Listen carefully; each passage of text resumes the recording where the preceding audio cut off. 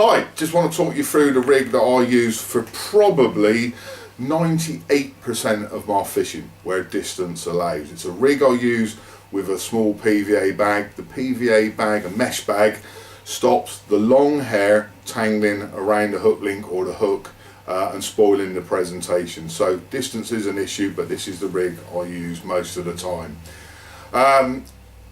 And that length too, I don't tend to change the my lengths of my hook links. They are what they are and they work so successfully. So first thing to do is talk through what it's made of. I've got 6 inches of strippable Cortex braid, a size 7 Arma point SSC hook, sometimes a size 8 if I'm using smaller hook baits, a small length of shrink tubing just to crank that eye of the hook over at a little bit more of an aggressive angle. I want a fair bit of separation between hook and hook bait. This is a Mainline cell dumbbell, tipped with a little bit of plastic. Not really bothered what colour it is. This one's yellow, obviously, very popular, but it's there solely to negate the weight of the hook and make the hook bait behave a little bit more naturally. And also with a lighter hook bait, the further it's going to go in the carp's mouth, and the further it goes in, the more likely it is to take hold. Okay, the components themselves then. I mentioned the Cortex, and there's 3 of them. It comes in 4 different colours. The one that isn't here is the weedy green. There's gravel brown, silty black and sandy yellow. We'll use the sandy yellow because it shows up a little bit better on film. And the Arma point SSC hooks. The best hooks I've ever used. They've never let me down, and I can see no reason why they ever will. All that's left then, anti-tangle sleeve, quick change swivel and a little piece of shrink tubing.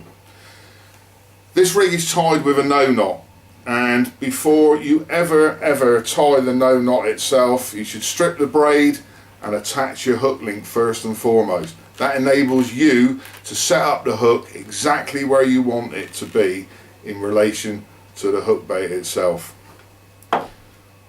Now, I won't take you through the no knot, hopefully you'll all know that, but that is how it ends up. And there's about 5 or 6 mil of stripped braid just by the eye of the hook. That just gives it a little bit more flexibility, allows it to turn and allows it to get into position. I just want to go back to that long hair theme for a second on the actual made up rig. You can, people who attach, and I'm not saying it is wrong or it's right, attach the hair further along the shank of the hook. I think you're missing out on a little bit because hook bait and hook separation is massively important. And with this rig, when the hook bait is ejected, the hook still stays in a position to take hold. And as I said before, the longer it's there, the more likely I am to hook the carp. So, back to my little no knot. And there he is, set up, ready to construct the rest of the rig. Next thing to do, thread a little bit of shrink tubing down the line. Again, all I want it to do is just cover up the knot slightly and increase the angle of the eye. Just make it a little bit more aggressive and it helps the hook turn.